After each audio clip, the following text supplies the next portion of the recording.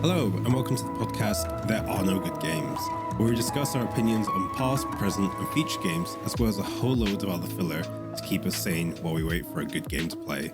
Let's begin.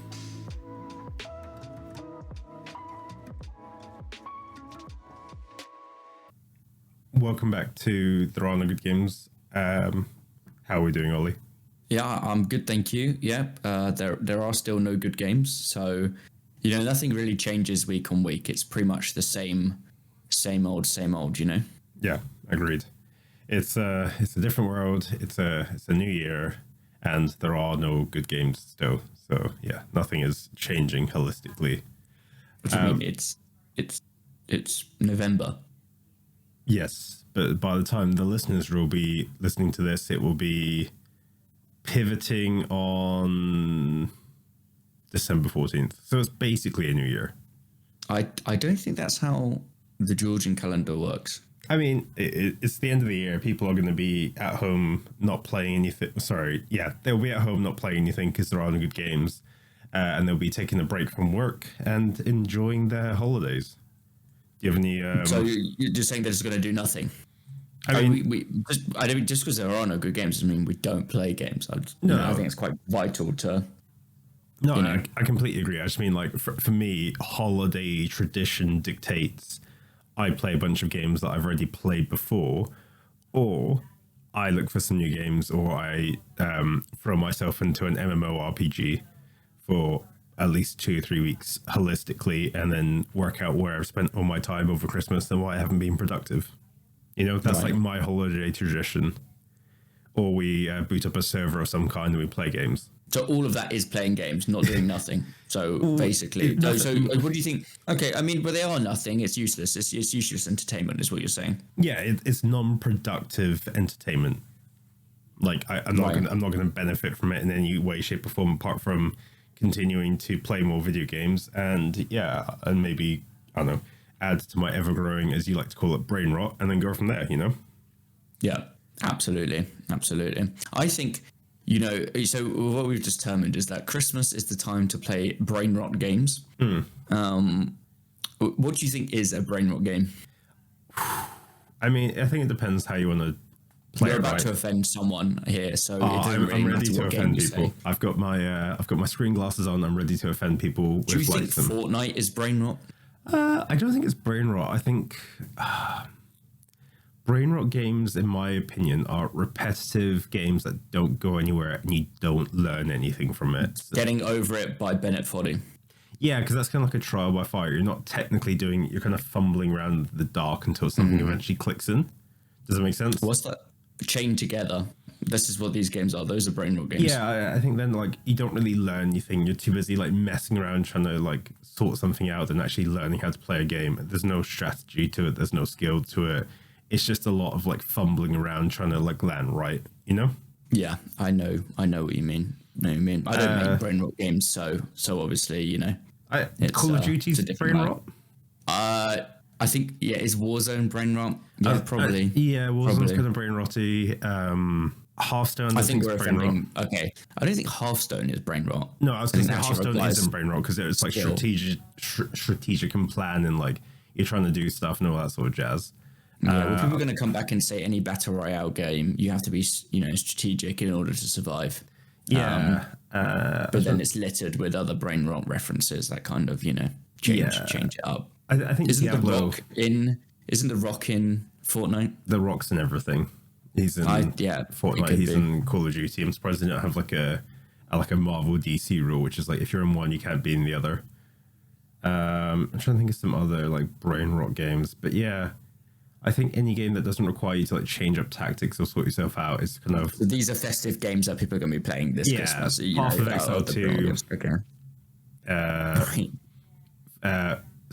EA Sports FC 25. I think we're offending too many people now. No, we've got to keep some people on side. I think we basically said any game ever is brain rot. This is me getting out on my like... blood take for the entire year. I'm just getting out all my anger and frustration at the communities and going off there. Diablo, to a degree, possibly, unless you're playing hardcore. I think we're just labeling normal games now. Normal games. I don't know what is brain rot about Diablo. I think it's just like, well, like I find it's very AFKable. Does that make sense? That's not brain rot. That's just any game. No, That's but- how I play games. I just AFK in all of them. So what do you define as brain rot games then? For Like, me, it's like you games play. that have like skins and like skins of like real things, or like, you know, like The Rock has like a guest star in whatever game, or, you know, that stuff. That's the brain rot game with that stuff. But I wouldn't say Diablo or all these like normal games which require quite thought, strategy, time. I wouldn't say those are brain rot. They're not brain rot in your opinion. Okay. I think they also have to be like those games which are either like a one and done type of game, like, but they're like a not like rage bait. That's partly brain rot, I think. Rage bait. But then or if it's like Fortnite, where like you have short games that are repetitive and you can just play them over and over again. Right, And they right. got stupid skins. I think those are like the 3 points you need in order to reach potential brain rot games. Brain rot. level. Okay, that makes sense. Okay. What are your holiday traditions? What do you do during the holiday period in order to like relax, recuperate, and set yourself up for a good year coming forward? Yeah, I usually waste my time and make a game for Christmas for my friends. Usually, that's how I usually spend my entire time. It's And why I then haven't get received a game into in many stress years. mode. Well, I think you've received a game every single year so far. True. Since for the last 4 years, I think I've made a game for you, or an update to the pre-existing game. That's true. So what happens is I usually plan this ahead of time and then get really busy, don't work on it, and then within 2 weeks to Christmas think, I probably need to do that. And then I just get stressed for 2 weeks straight making it, and then don't do anything fun. Yeah. No, that's completely fair. I That's understand. my Christmas tradition. Yeah. Stress and pain. Yeah. I think you're doing it Yeah. right. You're embodying the Christmas tradition of putting yourself through pain and suffering for. That's pretty art. much every week for me, though. So whether it's Yeah. festive or not, I don't know. The pain and suffering bit, obviously not making a game for you. But sorry, my friends. Yeah. Yeah. That's fair So enough. yeah, very Christmassy. Indeed. Maybe this tradition needs to work differently in the future, but you know, never mind. We'll get there next time. How would you do this tradition in the future? What would your tradition be in the future? Would it be to have an army to do the work for you, or No, probably just not do it, or you know, plan ahead so it's actually done already. You know, that would be a smart thing. Yeah, I got my for those who don't know, I released an album. I built an album for you last year. that was it? right? That was good. That's cozy. I'm looking forward to my Spotify Along with the rap. update to I bet. So anyway, I did this, and so anyway, I did that, and literally it was like 2 days late or something like that when it got uploaded to Spotify, but it was on other platforms. Well, I got an email last week from my publisher basically telling me that I needed to like submit it, like I think if I want it before Christmas, I needed to do it by the end of November. For what? So we'll send a new album forward for them okay. to then publish in time for Christmas. Which you know, limited time really. So Yeah, because it's 26 today, isn't it? I think it's just because it takes forever to get on anything, which I found out last year. Okay. Like most of these albums that people submit, they like, I don't know, they're worked well in advance of their release date, which is normal for most things, apart from things I do. I clearly do things very last minute, and well, I don't do things last minute. I submit them very last minute and hope for the best. So yeah, I guess we'll just have to see. I mean, I wasn't planning on an album this year at the moment, but that could change any day where I'm just like, I should do this now. I've got a new tendency to learn a new thing or do something else, and that's what I'll do, and that's how I'll suffer during the Christmas period. I like it. Yeah, I just do the same old really, but I just add more stress and pain to it. So the last time I had my computer re-gutted and re-sorted out was 10 years ago, which is quite, I like to say it's like a feat, right? It's been going for 10 years strong. It plays games, it does recording, it does streaming. It kind of does like everything I've been doing for the last 10 years. Unfortunately, I think it's hitting its twilight period for a computer, and I'm having to look at how to rebuild a computer from scratch. And with you being a technical and very technically efficient. Is that the word? Technically efficient or affluent or yeah. Those are words. Yeah. What would you suggest is the best way to go around building a computer for like listeners and myself? Because I've got a couple of ideas of what I want to do for it, but I just wanted to throw you under the proverbial bus to see what you were thinking of it. Yeah, just get someone else to do it. There's no fucking point doing it yourself.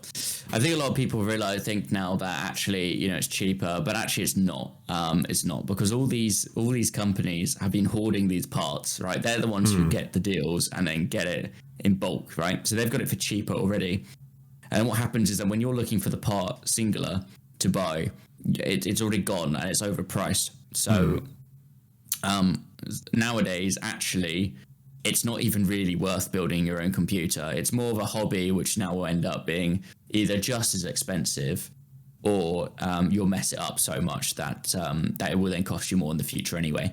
So I would I wouldn't just go and buy a pre-built computer. But there's definitely loads. Are we sponsored? Have we got? Is this how we lead into a sponsor? Do we have like a PC building sponsor? Yeah, dungeoneerspcbuilds.com. Okay, well, I'm not building anyone a computer, so let's just get this out of the way. Neither are you, because again, we'll be paying. It'll be more expensive for the viewers, because what will happen is that we'll then buy the parts for overpriced, as I've just said, and then we'll have to upscale it for them. And then they'll be paying a fortune. So therefore, what I've just said isn't true if they get it from us. So absolutely do not order a PC from us. We can offer to sign like hard drives and stuff as an intermediary. We basically sign and graffiti and vandalize people's hard drives to just let them know that we've been here. Yeah, I mean, you don't have a great reputation, let's call it, from buying parts to then using them. I've had okay luck. Well, let's go with cases, for example. Okay. What was the last case you ordered for you or someone else, and was it a suitable size? I don't recall ordering the case. I remember it being referred to by someone else on this podcast that wasn't me. I don't think that happened. I think you said to me, "Is this a good? Will it fit this?" And I said, yes, it will fit it. Now, your question was, is this going to fit this and 4 more of the motherboards inside it? That would have been, a good question. And the answer to that would also be yes. But I think dimensions are important. This is the thing. Yes. You can go and buy this stuff, but will it, all go together?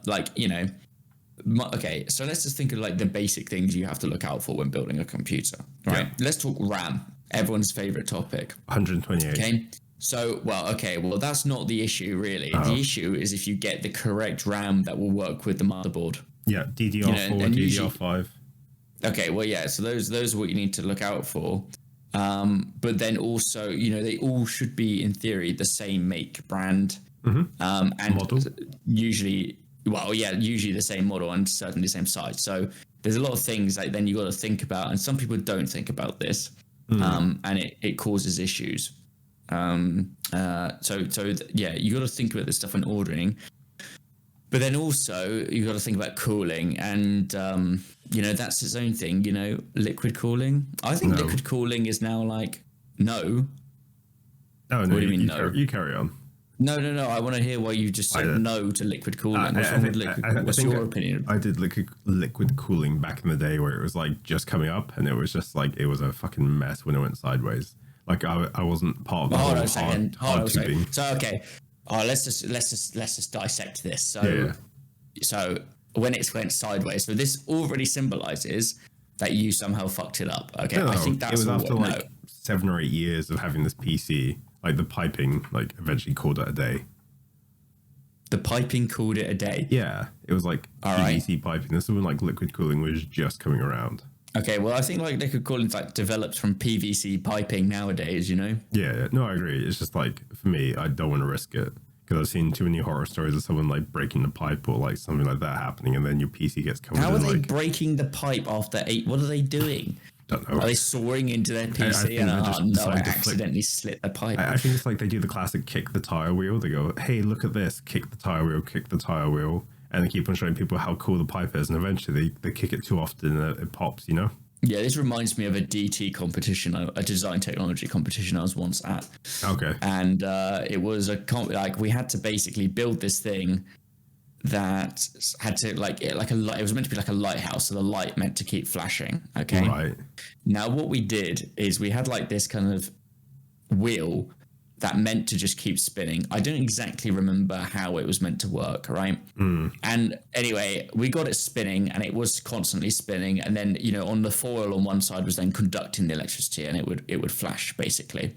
I don't think the lighthouse had to go on forever. I think it was like for us at least like 10, 15 seconds, right? So you could have anyway.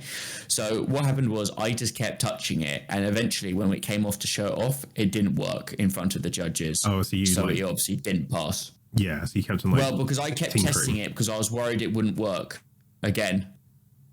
And because you were so worried it wouldn't work again, it didn't work again because you were touching it. Yeah, it manifested itself into being basically, yeah.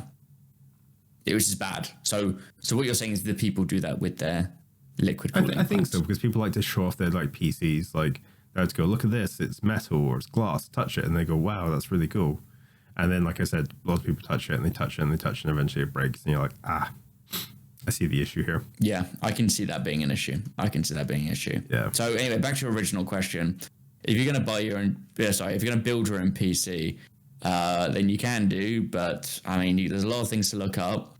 And sometimes it's better just to trust a company who do it literally every day. And what's your opinion on, dual PCs? You don't need a dual PC anymore. Really? You don't think so? No, everything's so powerful. You don't need a dual PC anymore. So why do you think you need a new? Yeah, why? It would be for streaming and the editing stuff, trying to get If you were doing that, then that's you just wanting a second PC. It's not necessary. I think. So let's go with what they're doing. If you're going to build a proper PC, okay, you're going to be spending, let's say, I don't know, 4 to 5. Yeah, 4 to 5 grand. Yeah, I'd say so. So you're going to have to spend that twice.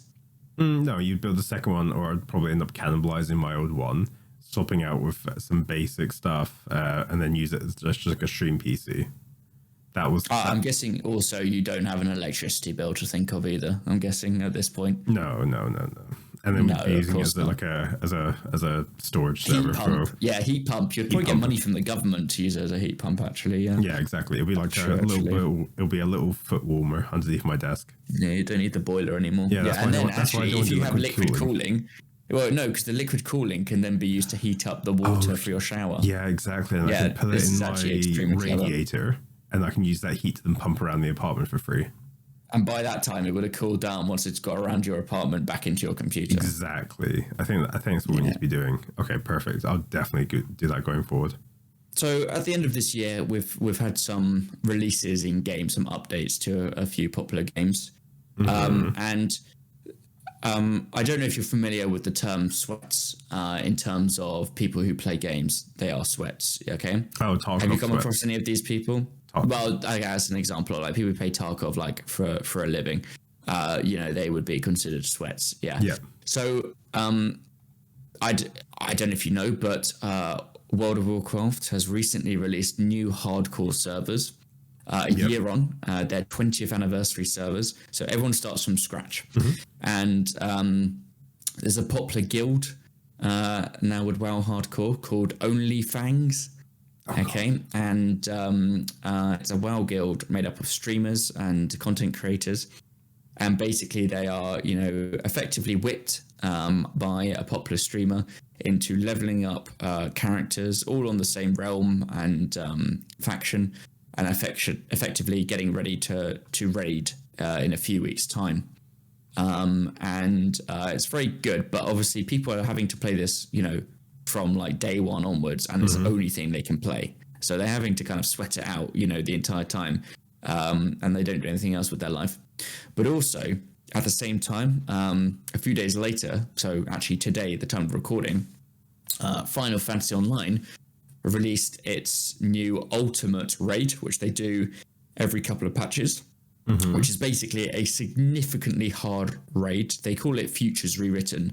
So they take a previous raid or, fight as part of the storyline, and they basically make it 10 times harder, but they do it as like an alternative reality. So there's kind of turned on its head how it works. Okay. So it's very cool.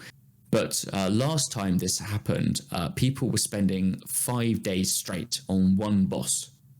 Oh, damn. So it's just one boss, yeah. So people, again, have to sweat it out. Do you think this is good for gaming? Do you think having sweats in games is good?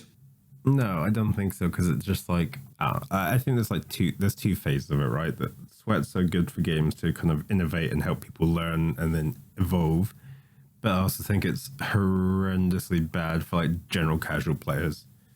Like hardcore WoW, I think sweats are perfect for it because it's the right kind of scenario and kind of look at it. I think for like general players who want to just enjoy the game, or it's like what was that staff called? There was like a staff of Anj Kahar and like old classic WoW. Do you remember that?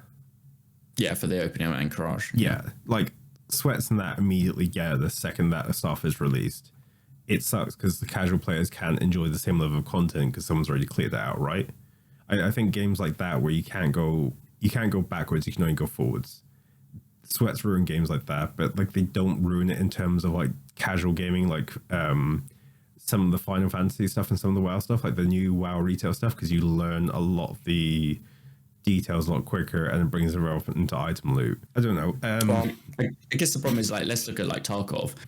When a new wipe happens, which happens twice a year, bad or the game, or it's bad having sweats. No, I mean it's bad having sweats in those sorts of games. Okay, yeah. Well, I was about to say, because when you have a wipe, what happens is you've got people who literally play it religiously for your days at a time at the very beginning. You know, they get through all the quests, they got a lot of the unlocks. And then when the average Joe logs in after work, you know, or school, they're suddenly met with PvP battles of people who are just ultimately geared more than you, more than them, and effectively are bullet sponges to the starting player's gun. And obviously that then has a massive imbalance for it. Yeah, no, agreed. I think that's where sweats are bad, but like sweats are okay in like non-competitive PvP settings. So World of Warcraft's fine, Final Fantasy's okay, but I think it was like a PvP based game. That's when sweats are like horrendously bad. I would even say like not Bloodborne, what's it called? Elden Ring to an extent.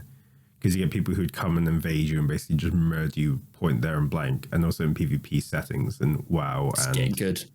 No, but like there's a difference between get good and I don't have a life, so I'll just sweat my way through it, right? I don't know, it'd be like saying, I don't know, Ollie, you've obviously got your stuff that you need to be getting on with on a day-to-day basis. There's someone else who doesn't used to do that at all, but every time you try and play your favorite game, they will ruin it because they've spent more time in that game than anything else, so you cannot then enjoy it. Does that make sense? Yeah. So, okay. So, do you think you can? So your sweats in Tarkov. Do you think you can have like sweats in like farming sim? No, because it's not like no one's losing out because you're spending more time doing it. Does that make sense? Well, I don't know. Okay, so let's look at it. Okay, so I think that's potential, but there's an argument there that it is because let's relate it to a different game.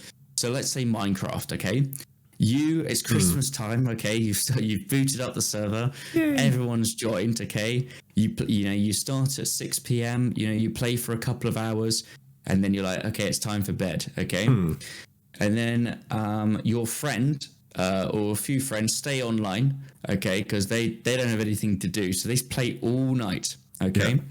And then you log on the next day, and Miras Tirith is born in your server when you log on. Yeah. And you're like, oh, all this, you've already killed the Ender Dragon, done this, and this. Yeah, I'd say that's bad because it's like it's speeding up your progression at a different pace that you're not comfortable with. I think it's sort of to do with pacing, right? So if your pacing is not impacted by sweats, it's fine. If your pacing and kind of ability to grow is impacted by sweats, it's horrific. Like we talked about, like you said, prime example, Escape from Tarkov.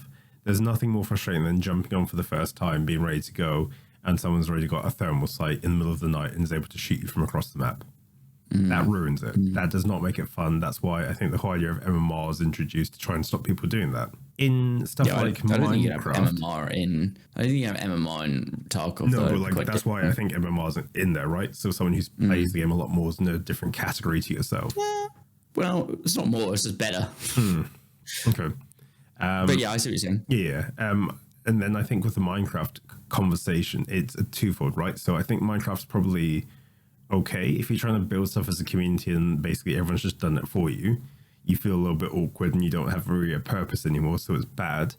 And then if you go into like Arc and Rust and stuff like that with the wipes, it's bad because you're trying to chase something that you never actually hit. But in like a cooperative gameplay setting like Farm Sim, it might be a good thing because you might be like, okay, I need to make 120k to buy this new tractor.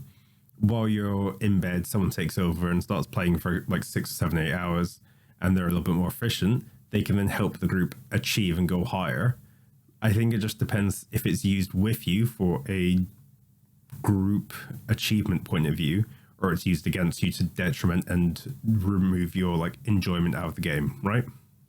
Yeah, that's my point on sweats. Like, if they're helping you obtain like stuff that would take you a lot of time to grind out, it's sometimes a good thing. If they're punishing you for not playing the game, that's a bad thing. Do you think then having like, so if a developer put in like a time wait period basically, or like a cooldown, do you think that's a way to stop sweats, or if that's a fun way to do?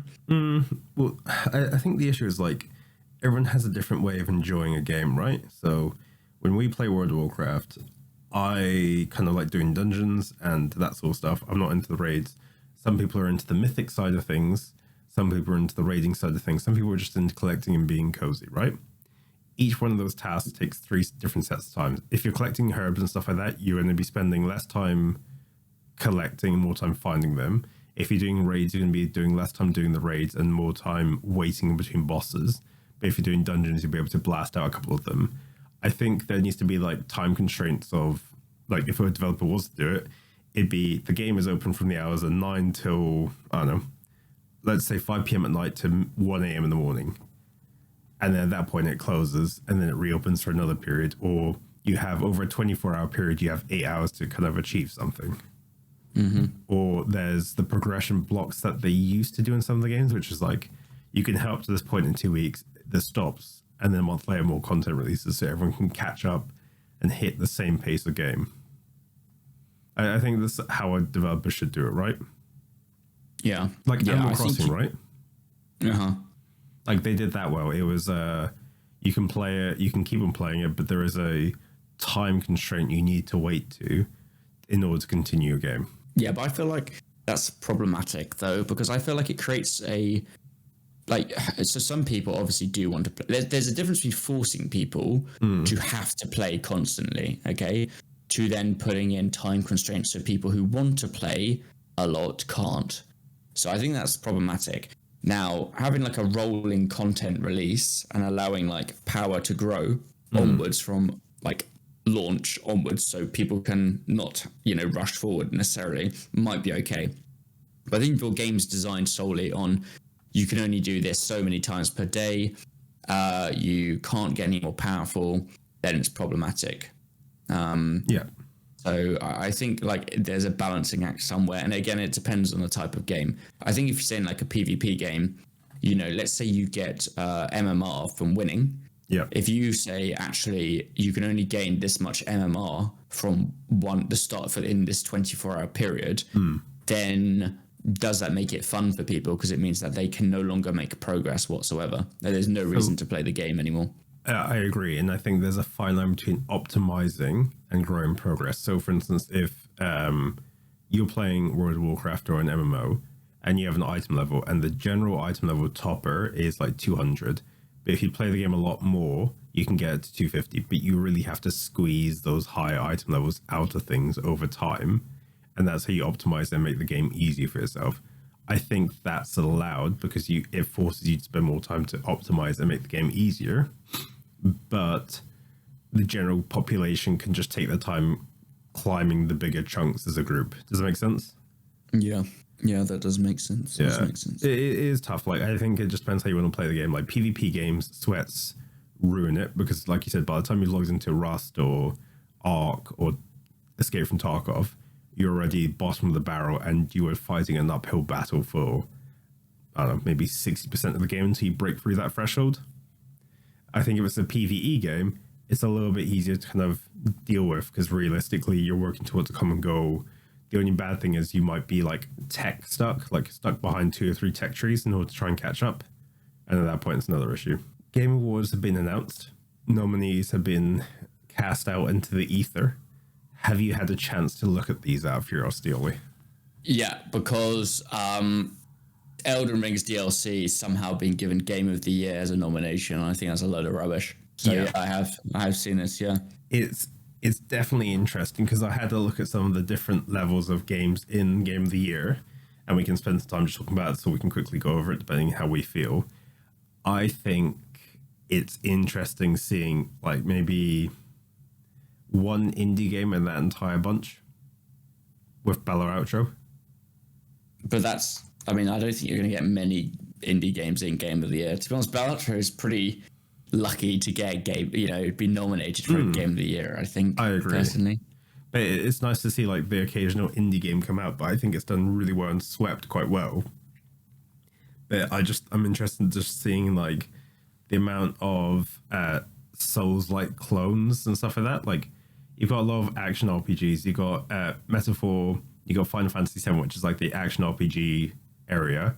You've got Elden Ring and Black Myth Wukong, which is like your Souls-like category. You've got Astro Bot, which is kind of like your platform, and then Bella Outro is like your roguelike. It's interesting seeing the different categories. Like, have you had a chance to see the other ones out of curiosity? Yeah, so Black Wukong? Yeah. Black Wukong, that's in a few of them, isn't it? Yeah, Best Game Direction is the exact same couple of them. Yeah, but then this is what annoys me, because is Best Game Direction not very close to Game of the Year? No, because you're not going to... Well, how are you going to get How are you going to get Game of the Year without good game direction? I think game direction is kind of like it says, awarded for outstanding creative vision, innovation, and game design and direction. I think that sounds... Yeah. But Game of the Year in my head is like, it covers all the bases. It's got really good sound. It's got a really good story.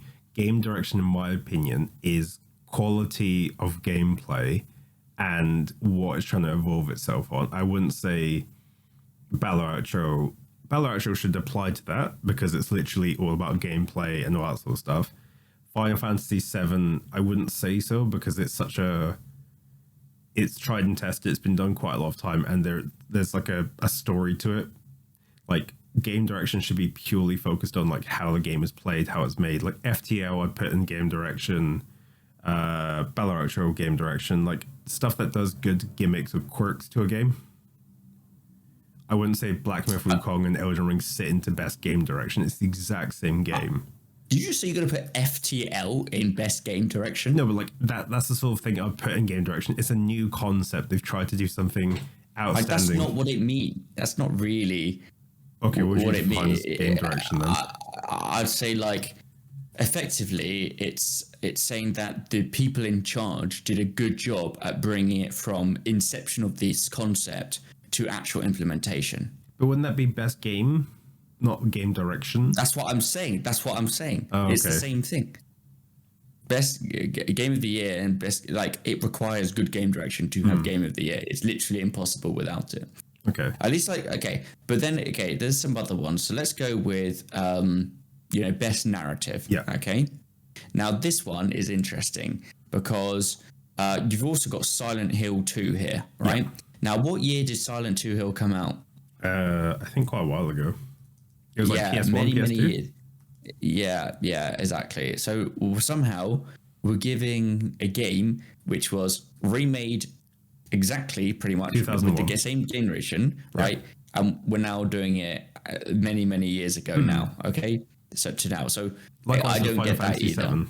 It's a remake exactly. of Final Fantasy VII as well, but except they've split that up into 3 different games, which doesn't make this any better. But exactly, so there's only 3 of those games there, which at least might be. I mean, Metaphor ReFantazio might, is probably the one that should win that really. Mm-hmm. But let's be honest, it's probably going to be either Final Fantasy or Silent Hill 2. Yeah, we'll do. All right.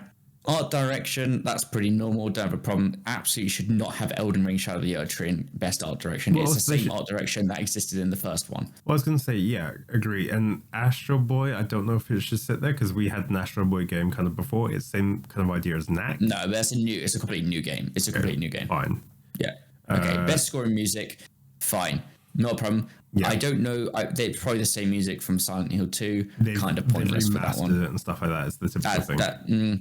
All right. Well, then, then best audio design then is more that, which I don't know why Call of Duty's in there. I don't see people coming in to play Call of Duty for its like audio and game design and sound design. Doesn't mean just because people aren't going for the audio and game design doesn't mean that, it's not relevant. I still think, you need it depends. I think audio design is actually really important, and you can tell really where the audio has been done.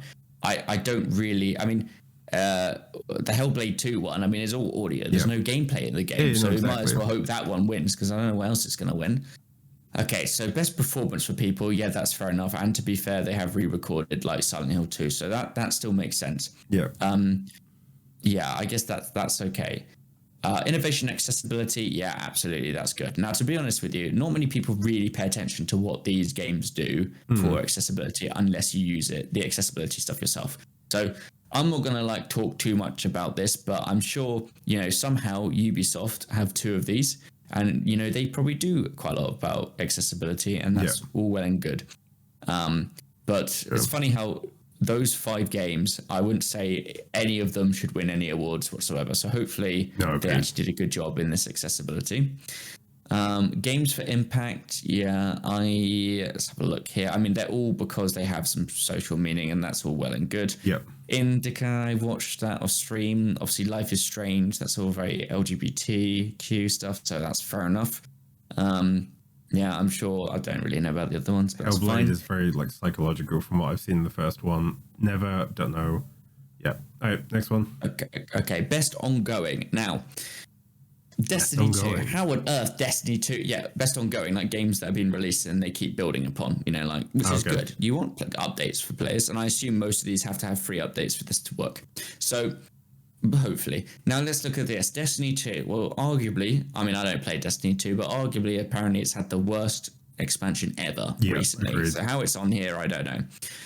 Diablo 4, well, actually, to be fair, they have kind of fixed the game. Classic Diablo style, just like they did with Diablo 3. Mm-hmm. Now, again, I'm not playing this one, so I can't comment. Final Fantasy 14, well, yeah, I think so. But again, arguably, have one of the worst expansions in story.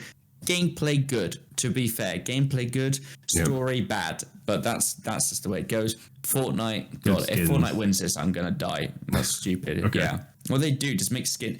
Didn't they just release Fortnite Classic? This is the same ongoing game. Yeah, they made Fortnite Classic no build, and then they've also done a bunch of other stuff where you get And also, how does stuff get here without WoW? Where's World of Warcraft in this? It's been going for 20 years, and yet somehow it's a dead meme. They also get Helldivers too.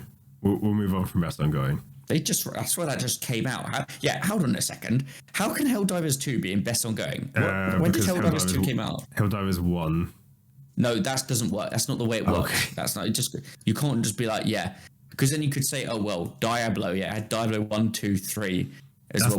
That's how I was reading it, to be honest. This came out this year. Yeah. Helldivers 2 came out this year. It should not be on best ongoing. That's a load of rubbish. Well, I think it's just you buy the game once and it continues going. Anyway, best community support, recognizing a first-hand community. Okay, so Baldur's Gate 3's won this, let's be honest here. Or Fortnite. I don't see Final Fantasy 14 winning, Helldivers 2 or No Man's Sky. No one plays No Man's Sky. To be honest, No Man's Sky should have been in the previous section. Best ongoing. I agree. They've been adding so much content. I don't know why they're still making content. I think everyone's kind of but people do play No Man's Sky. What's Steam? You can't use Steam Spy anymore. What's the moving onwards? Best independent game. Hold on. Before we move on, I need to. There's no. Where's? I forgot what the free. That Steam charts is what I need. Hold on, give me a second. Yeah. Right. How many people are playing Helldivers 2 right now? I still think it's a decent number. Okay, I'm just gonna allow essential cookies on this so it doesn't bother me. Right, Helldivers 2. Let's see what we got here. What's your essential cookie? There is still current players 20,000. That's decent. Okay. Now let's go to No Man's Sky. Yep. Which 8,000. That's all right because it's been going for a while. That's fair enough. Okay, I expect Helldivers 2 to be there, and I don't know. Final Fantasy. Actually, I want to Steam Final Fantasy 14, but again, you got to remember Final Fantasy is also on console and it works with it's all on the same MMO. Okay. see. Let's have a look. Final Fantasy. I assume. Yeah, I mean, it's 18,000 people on Steam alone, but then people have it just on PC, on the Mac Store, on the different things, so that's fair enough. Yeah, that's okay. Right, okay, anyway, I think, I don't know why Helldivers 2 is there. Okay. Best independent game. Now, you got Animal Bell Outro, Lori and the Laser Eyes, Never, and UFO 50. Okay, well, Never's been done for the other ones, so I think it'll be like Bell Outro or Animal. I mean, but let's be honest though, surely Bell Outro is best independent game if it's the one to be nominated for Game of the only one out of this. Like, you know how awards work and stuff like that. It's just like, it's so frustrating. Best debut indie game. I love how you say it's so frustrating. Yeah. Now, this is actually an award where I've heard of all 5 games. I mean, I have of the other ones as well. For some of the best others, debut or best? Best debut indie game. I know of all these 5 indie games. Show, Lord, Specific Drive, the Pocky Squire. The Pocky Squire is really cool. I quite liked that. It was very much like Baba Is You kind of feel. Yeah. Yeah. I mean, it's Devolver Digital. I don't know how. I don't really know if. I guess so. Right, best mobile game. Oh my god! Now, did Pokemon trading card game Pocket just come out? Yeah, it just came out. How I can't get running on my mobile, so it's a no for me. Doc. Wait, what do you mean you can't get it? It just crashes every time I try and open it. On iPhone, really? Yeah. AFK Journey. Oh, there we go. Ollie, it's a favorite game. That's stupid. All right, best VR AR game. So I've heard good things about Batman Arkham Shadow, to be fair. Arizona Sunshine remake. The main one was okay, so I guess they just remade it. I mean, I didn't really know. I thought they made it 2, so they just remade it. Metro Awakening, I haven't seen the VR version of that. So I don't know. I mean, I probably better. We'll see. Right, best action game. Now this one. Now, if you're going to say which one I think you're going to say, I'm going to be annoyed. Because even I would say Helldivers 2 beats Warhammer 40k. Or Black Myth Wukong. I think, I don't know.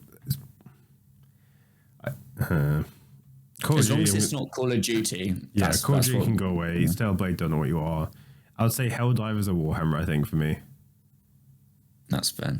Right, best action adventure game. Now, I'd say Black Myth Wukong should be in this one. That's why I don't get. Best action game. Best action adventure game. This is true. I can see what you're saying. Because in my head, this is more of an adventure than like an action game. Like, Call of Duty action game, fine. Action adventure, Wukong versus. I think, unironically, I think Astrobot should win this one. Astrobot should do well, yeah. Prince of Persia, no. Silent Hill 2 should be in horror. I don't get why it's action adventure. Star Wars Outlaws, okay, maybe. Legend of Zelda might actually clear it because it's combining combat with traversal and puzzle solving. That's Silent Hill all over. Yeah, but that's horror. It's not action. I think you've completely missed the point of those two genres. They are completely different genres. Okay, we can move on. Move on. All right. Okay, best RPG. Right, well, as long as it's not Elden Ring and Final Fantasy. Again, it's split Final up into some games. Okay, yeah, but it should not be a DLC. They should not be a DLC in this list. I agree, but there should be a category called best DLC. We'll move forward to best fighting. Okay, now I don't play any of these games. And Multiverses, didn't it shut down and restart, and then it's in beta, and it's now in beta, and they're like, we're going back to beta. Yeah, so I think it's Dragon Ball Sparking or Tekken 8, I think. And also, let's talk about Marvel vs. Capcom Fighting Collection Arcade Classics. It's the same game, but just re-released again. Isn't it like more... No, but isn't it a collection? Yeah, but it's the same game. Yeah, but it'd be like if you released a collection of games you'd already done, right? It's not a new game. It's a collection of other games. Yeah, running a model hardware. But I mean, this is the problem, though, isn't it? Like with these, you can say about Silent Hill 2, but they still like remade it. It'd be like if you... I don't know. It's like if you buy Stellaris and the Stellaris collection pack. It's not a new game. It's just a collection of all the other DLCs. Best family.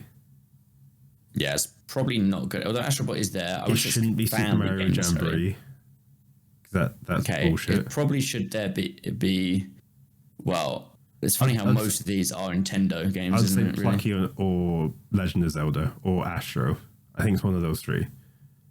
I feel like Yeah, I guess that's fine. It's more like best family-friendly game, isn't it? Really, it's not a family game. I feel like family game needs to be all multiplayer. Yeah. Rhythm have princesses, isn't it? I'm just saying. Anyway, moving on. Best sim strategy. I think Mana Lords will probably win this. I don't think Frostpunk 2 had the actual kind of injection it did. Although Age of Mythology, I don't quite do. I've never heard of Unicorn Overload. It did so well. It did so well. Yeah. I really wanted to play it, but it's only on like what's it? It's only on like one console, and I was like, "This is dumb." Yeah, it's on. Oh, okay, they've actually pushed it out. It's not on PC yet, which annoys me. Oh, okay. Yeah. So for this, it's probably gonna be Mana Lords. I don't see Frostpunk 2 winning it. So but Asian Mythology again, remake. So, but it's but the thing is, like, how long ago does that first come out? You know, it's like early 2000s. So yeah, I think Mana Lords. Yeah, I think Mana Lords. Now, can we skip over best sports racing game or / racing game? Because I don't get why sports and racing none of these are in are good. Category. None of these. Well, it's a sport. Racing is firstly, it should be iRacing should be here then, because but I mean, it's just sport. Racing is a sport, but anyway, I know, but none of these are good games. I agree. But I'm just saying, look at the range here. You've got wrestling to F1 to tennis to basketball to football. It's just who plays Top Spin 2K25? I don't know. It's in the airport somewhere. Who plays tennis games? No one plays tennis games, right? Best multiplayer game. Ooh, I think Space Marine might have this one. Really? Space Marine or Helldivers, I think. There'd probably be Helldivers, knowing this voting thing. Yeah. Okay. All right. Best adaptation. Okay, so with this one is arguably going to have something. Well, no, but Fallout. Fallout, literally, if you think about like a general population of people, Fallout has clearly reached more people as a adaptation than Arcane. Arcane is still good, don't get me wrong, but it's very niche still. I don't think it reaches the random person on Netflix, but Fallout definitely reached the random person on Amazon. So, and it was pretty. The thing is, Arcane doesn't really adapt a game, does it? If you think about it, it adapts like characters within the game. Fallout is very much a Fallout game adventure in film. So if you think of it like that, I think Fallout should win. Okay, right. I'll give you credit for that one. Right. Most of the game, there's no point even debating this. It's going to be Grand Theft Auto 6. It's not Death Stranding 2. Well, actually, knowing Jeff Nicolia, probably is Death Stranding 2. But actually, it should be Grand Theft Auto 6. Without GTA 6, it's not even a question. Like, Ghost of Yotei is a no. Monster Hunter Wilds, whilst I'm looking forward to it, will be a no. Okay. Yeah. Moving on. And then content creator of the year. We're not. No, it's going to be Queso. Okay, right. Well, actually, it should be Queso, but probably some of these random I think it's gonna be streamers I've never heard of in my life. I don't know who that is. Right. Anyway, best esports game. Now, okay, it's probably going to be. Well, I mean, it's probably going to be Valorant. I thought it'd be. I don't know what I thought it would be. I mean, I used to be a strong supporter of Counter-Strike 2, but I don't think so anymore. I think it's got to be Valorant. Like, it's that all League of Legends Worlds, because you used to have like best esports like event, and usually Worlds wins that every single year. Community and support and content updates. Okay, so Dota 2's off there. Mobile Legends Bang Bang. I don't know how popular it is. I would say it's Riot's won it, unfortunately. It'll be Valorant. Right, next thing, Faker should win Westby. I don't care. Yeah, Faker's there. So Zywoo will do pretty well, to be fair as well, actually. It'll be Faker or Zywoo. It's Faker, let's be honest. Best esports team. It's probably going to be like T1. There we go. Yeah, T1 Faker. T1, classic. All right, good. All right, that's good. Nice. So, there we go. So that's all the categories which we've just rambled through. But you can, people listening can go check out their own the own nominees and have your say. You can actually vote for people. There's 3 rounds. Oh, this is for player's choice. I don't know how this works. There's another thing for player's choice, but ignore that. Anyway, so you can go vote for nominees depending on when this podcast comes out, because the Game Awards itself is actually on. When this podcast comes out, it's either has happened or it's about to happen any moment. So it's probably closed. Let's be honest. I was going to say, it's on the 12th of December.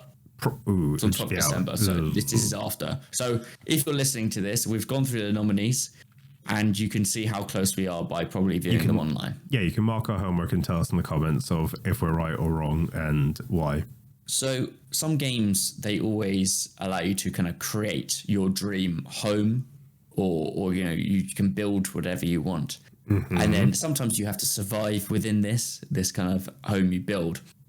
But what game I don't think I've ever seen, and I guess you could say, I think there's maybe a few games you might try and link, but I don't think they exactly do this, is where you get to build your own boat, okay? And you have to live on the boat. Isn't that Raft? And, well, that's exactly what I had in my head. I thought you were going to say. But Raft's a bit different, though, isn't it? It's kind of a, you know, it's not really a boat. Or a raft. Let's say. It is more of a raft. You're right.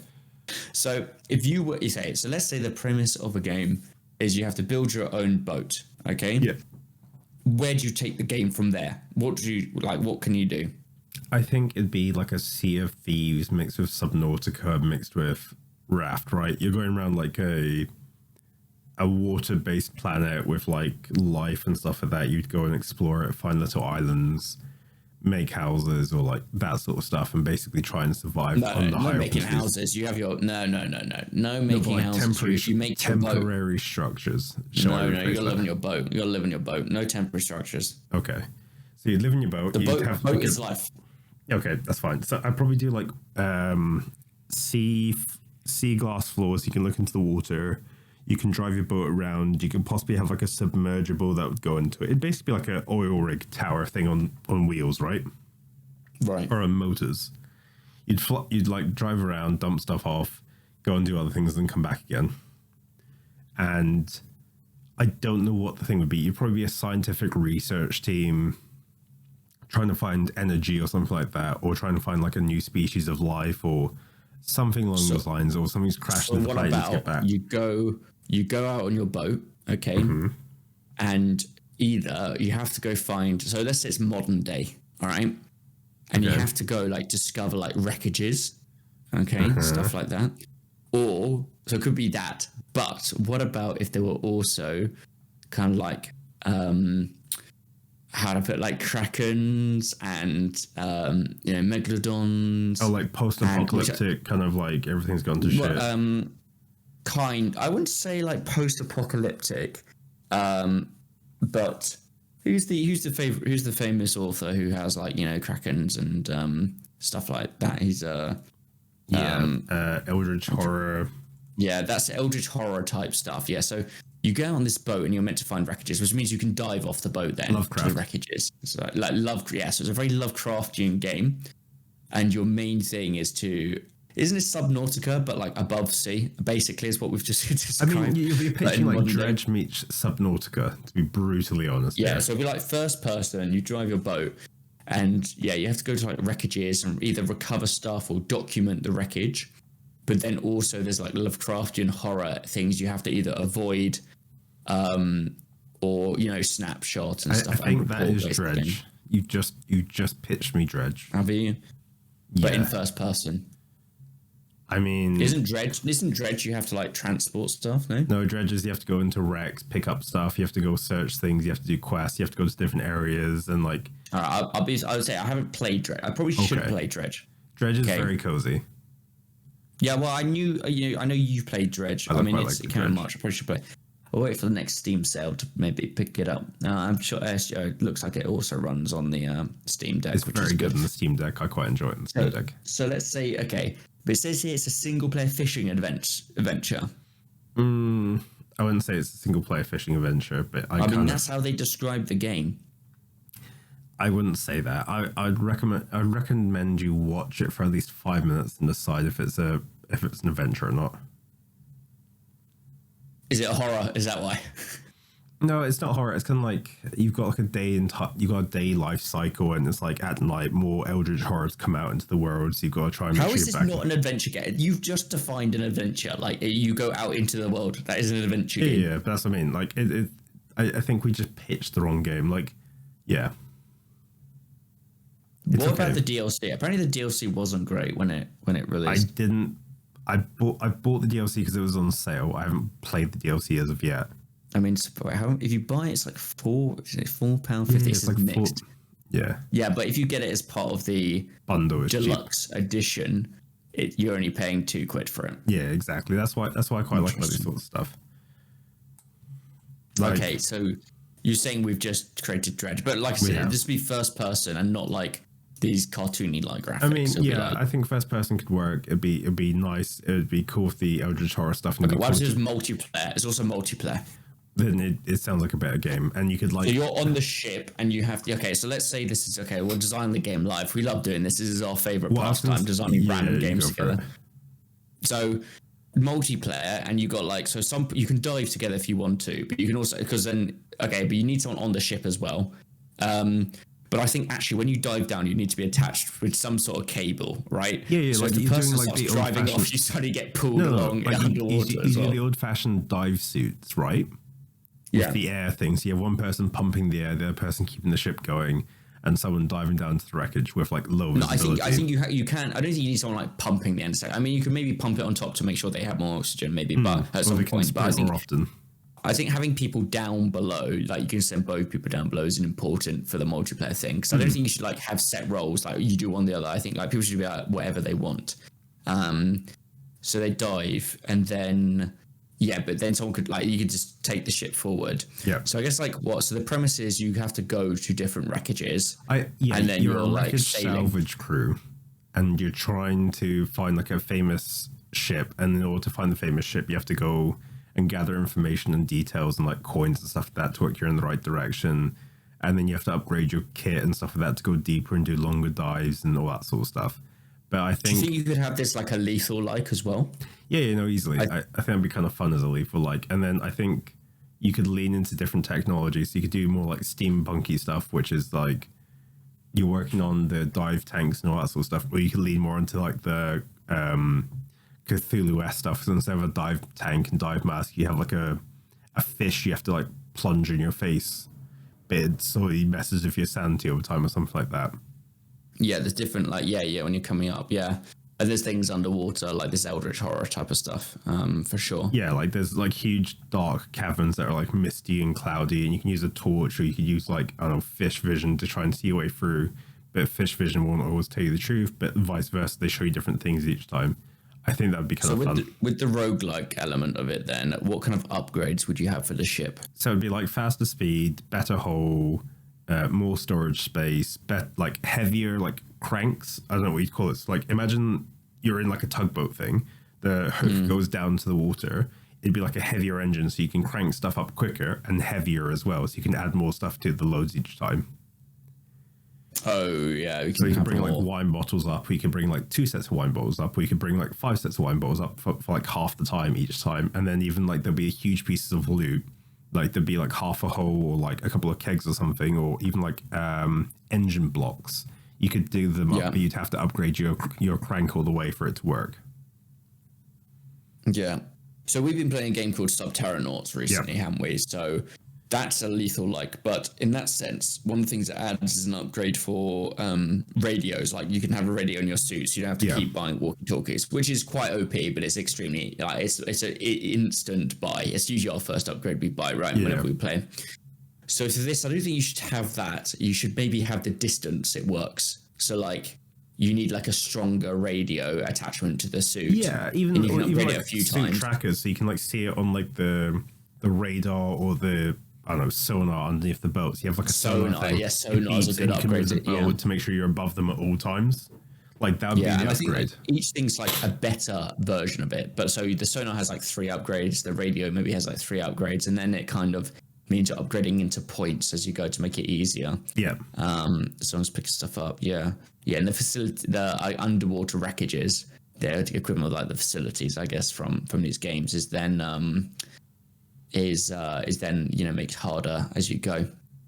Yeah, and then after a couple of runs, I guess wreckages you visit, you then have to go back to port to go sell the items you pick up and stuff like that. I like the idea of it being a real-time game. So instead of doing like salvage, go back to port, it'd be like open, but you've got X amount of days to go clear it. So you can be really risky and go 5 days out, and you've only got a day to travel back, or vice versa. Like it's the time thing versus like area thing. So you know when we play Subterranauts or Lethal, you go to an area, that's kind of it. Once you're done, you head back, and that's a day. I think it should be more, you've got 5 in-game days to gather the loot and come back, because then you've got the whole idea of, do you choose to upgrade your ship first so you're faster and can go out and do more stuff, or do you choose to upgrade your people each time? Yeah. That's what you mean. And I think that would add a lot more like that'd be a different, stress. Does that make sense? Yeah, but I think the problem is though, obviously you'd need it more procedurally generated. So I guess like when you go back out, I guess you could maybe, I don't know, I think you would have to have like an autopilot to go from outer sea to these wreckages to back to the port, right? And that's kind of like a loading screen. And it kind of goes, but then you can sail around once you get out to open sea to go to the wreckages. And then, like you say, you've got an amount of time to then basically get to a safe bit or the edge of the map, let's call it, and then activate autopilot back to the main port. Yeah, either that or you just have to sell everything by a certain point. So there could be multiple little like sale points throughout the entire map, and you can go to them as you're kind of going through your sail travels, but you just need to do it. Yeah. Yeah, interesting. Well, this was a good, like these mini game design talks. It was a good one. So basically, we made Dredge first person as a Lethal like multiplayer. I like it.